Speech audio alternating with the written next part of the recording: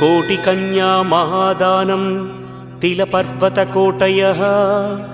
काञ्चनं शैलदानेन एकबिल्वं शिवार्पणम् काशीक्षेत्रनिवासं च कालभैरवदर्शनं प्रयागे माधवं दृष्ट्वा एकबिल्वं शिवार्पणम् इन्दुवारे व्रतं स्थित्वा निराहारो महेश्वर नक्तं हौष्यामि देवेश एकबिल्वं शिवार्पणम्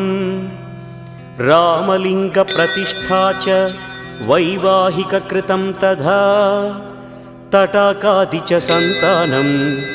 एकबिल्वं शिवार्पणम् अखण्डबिल्वपत्रं च आयुतं शिवपूजनं कृतं नाम सहस्रेण एक